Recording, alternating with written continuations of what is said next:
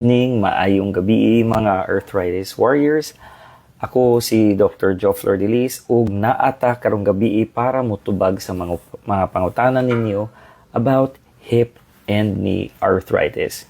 So, kung wala mo kailan ako, usa ko ka specialista na orthopedic sa hip ug knee and na ako diri sa syudad sa Cebu City.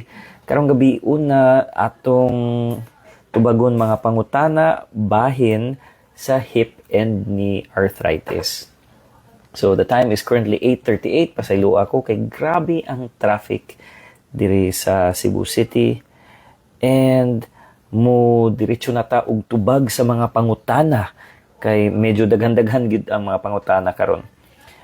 Musugod ta sa number 1, top 10 questions ni na gitubag-tubagan nato about mga hip and knee arthritis. Dok, normal ra ba ni ang akong joint pain kay tigulang nako or is this something serious, no? And it is actually both. Yes, it can be aging, labi na sa mga babae na naana sa menopause, no? When you are in menopause, you lose the hormone estrogen, and when you lose the hormone estrogen, you are prone to more inflammation. Inflammation sa babae, common na sa lain-lain na joints. It could be when you are in menopause, joints like knee, shoulder, musakit ang abaga, musakit ang tuhod, and musakit ang lain-lain na part sa lawas. So, aging, mostly, naanay edad ang naay arthritis, posible sad kay niagi sila injury, posible sad niagi sila og trauma, and naasay effect ang kanang gipangkaon nato. Sa una, nasayop ko na pag-ingon ako na sa uric acid or gouty arthritis ang food, but it is also related ay ang pagkaon sa daghan klase na arthritis. Apil na ang osteoarthritis. So that's the top 1 question karong gabi una. Dok, unsay kalahian sa arthritis ug rheumatism or rheuma? So, daghan mga arthritis warriors na wa kasabot unsa ng rheuma, no? So, rheumatism or rheumatism in itself is actually a umbrella term. So, umbrella term for joint pain. So, joint pain, it could be arthritis, it could be mga autoimmune disease. But when you say arthritis, inflammation, naghubag ang joint, it could be klaro na naghubag or naghubag sa sulod. That can also be a arthritis. Daghan sa klaseng arthritis, osteoarthritis, rheumatoid arthritis, gouty arthritis, and even infection kanang TB arthritis common sa diri sa Philippines, no? Ang top 3 question karong gabi una is, Doc, bone and bone na kuno ko and wala na ba'y paglaom, wala na ba'y chance if nag-bone on bone na ang akong joints. So, it is something na mahadlok ang mga arthritis warriors nato kay giingnan sila na bone on bone na. Bone on bone simply means wala na kay cartilage, wala na kay meniscus. It does not mean na di na ka makalihok. There are many patients na bisag bone on bone, they are kanang very resilient, mo trabaho gihapon, mo lakaw gihapon, mo bike pa gihapon. Ang akong nakitaan sa akong practice is daghan kaayo og Pilipino na naanad na sa ilang arthritis human bisan og naay gamay sakit, mo padayon sila og lakaw og mo padayon sila adto sa simbahan, adto sa mall, mamalingke. Dili na normal ilang tuhod na ay sakit pero mupadayon sila. So, naapay paglaom sad because if grabe na ang sakit para sa uban, because the pain may not be the same for every patient, kung grabe na ang sakit sa tuhod or sakit sa hips, na ay kanang lain-lain na option. Number 1, pain relief starts with medication, na ay mga doktor pareha nako na muhatag og tambal sa mga pasyente na in pain or grabe na gid ang sakit.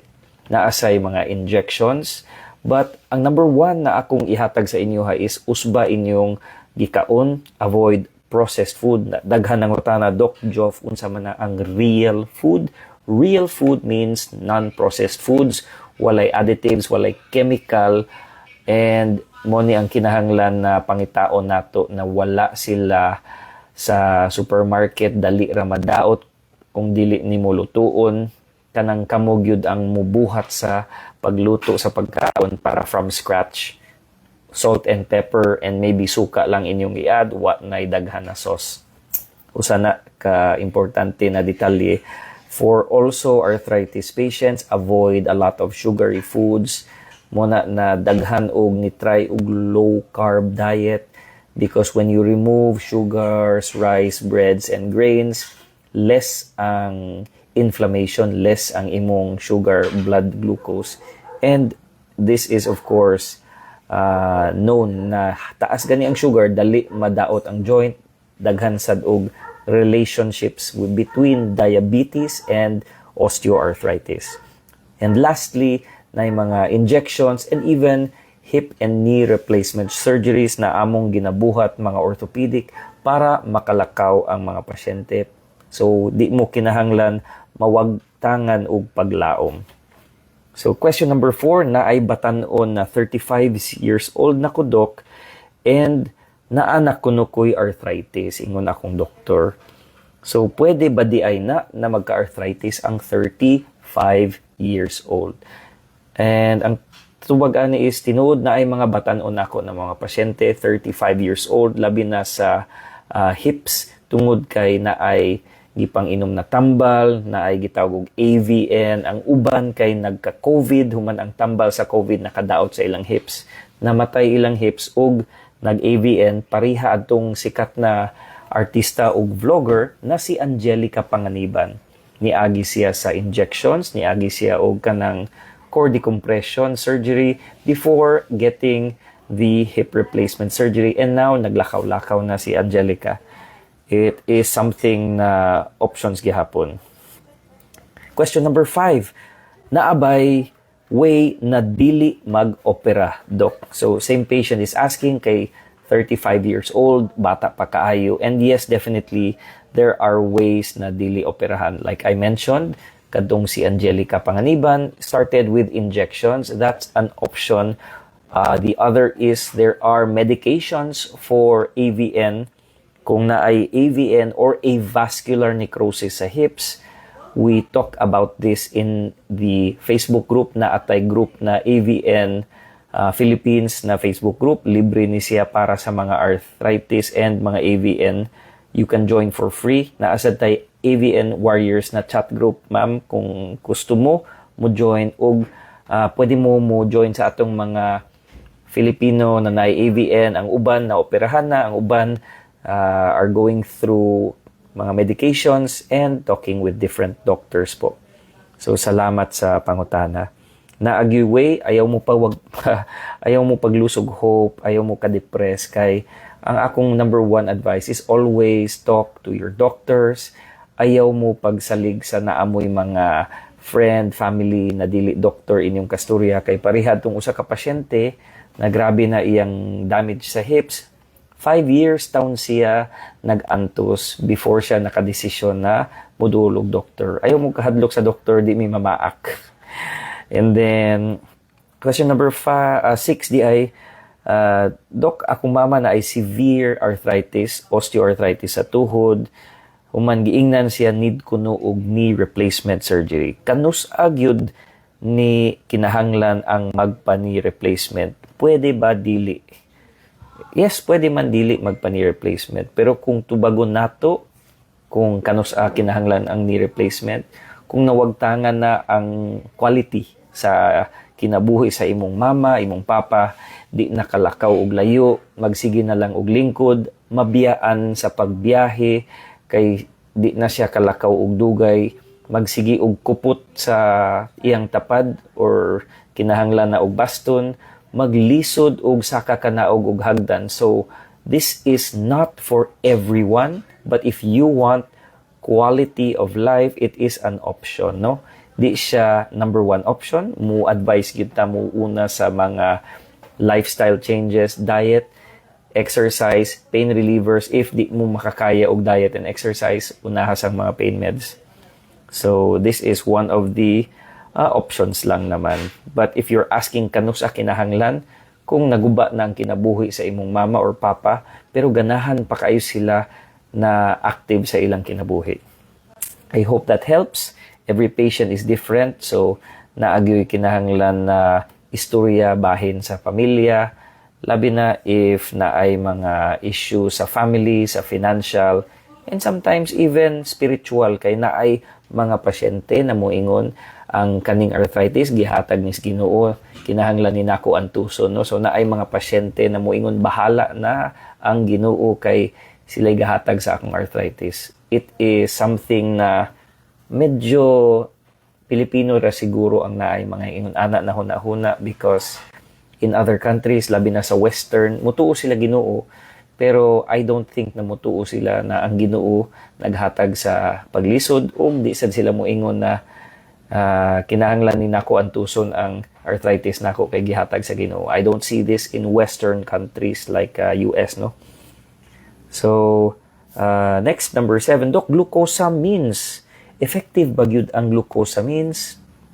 And the answer is, according to the latest na guidelines, mga arthritis warriors, latest guidelines sa American Orthopedic Association, American Rheumatologic na Association, is they recommend against glucosamines for osteoarthritis, meaning dili na siya recommended ang glucosamines, and this is relatively bag-o na guidelines. Ang rason nga nung di na sila mo recommend og glucosamine tungod kay long-term effects is wala, or same ra sa murag placebo or murag so walay effect long-term kaayo ang glucosamine. So the orthopedics and the rheumatologist doctors are now recommending against the use of glucosamine in the latest guidelines according to the American College of Rheumatology and the American Association of Orthopedic Surgeons, or AAOS.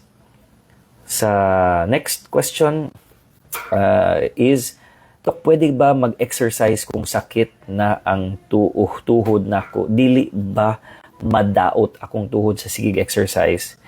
If you do have arthritis, it is different from a injury. So if you have an injury, yes, we wouldn't like to exercise it. But if you have arthritis, the number one recommendation is actually to strengthen the muscles. The muscles ninyo will act manggod as shock absorber.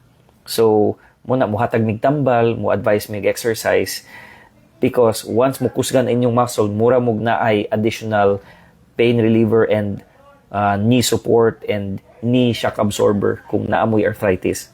The more muscles you have, the less the pain, but it of course is painful to exercise. Kasabot sa kuana, lisod ang mga arthritis because sakit pa ilihok, mo na naagid tay pain reliever ihatag. But yes, exercise is good for arthritis, not so good if pure knee injury.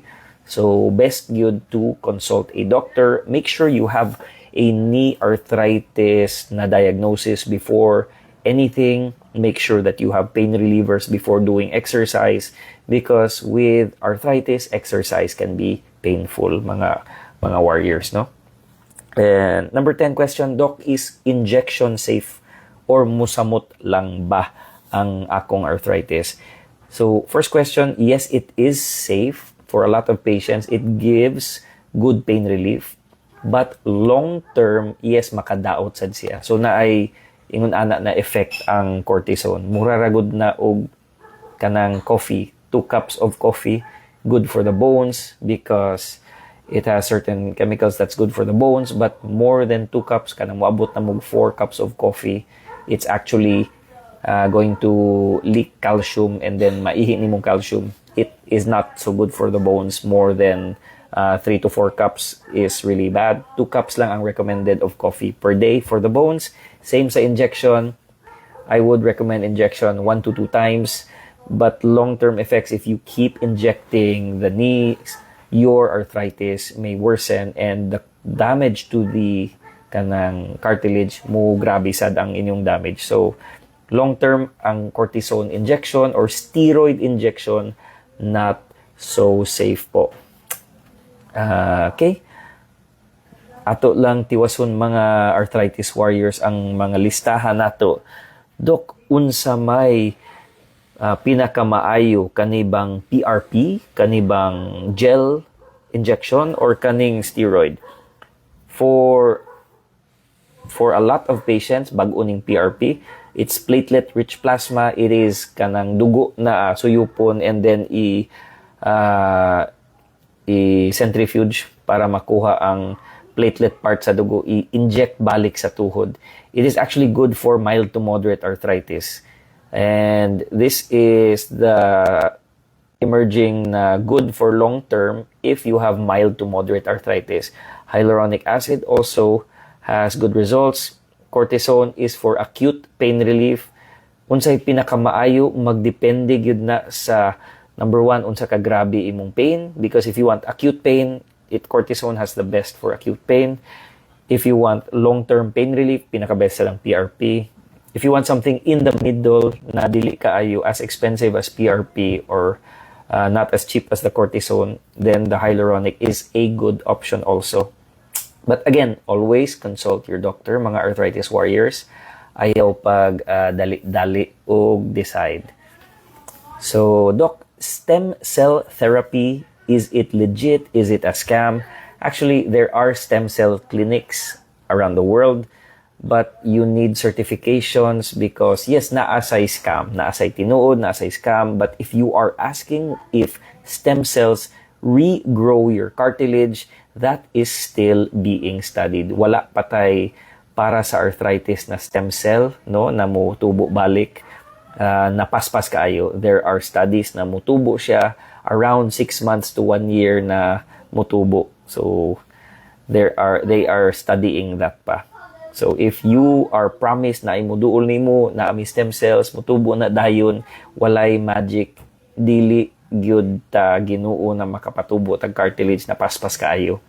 So ang pinaka gipangtun-an nila is mga 6 months to 1 year ang pagtubo sa cartilage kuno. And this is still being studied. Wala pay drugs out there. So thank you for that question.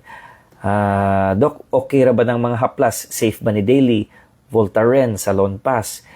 If it is not expired, if you are taking a bath and cleaning your skin, it can be safe, but make sure you don't have any allergies to these things. Make sure they are not expired. Kay kaning mga salumpas, mga Voltaren gel, pwede ni maka-allergy sa skin, pwede sad ni maka-cause og infection kung hugaw ang inyong gihaplas na kamot, hugaw inyong tuhod or inyong hips.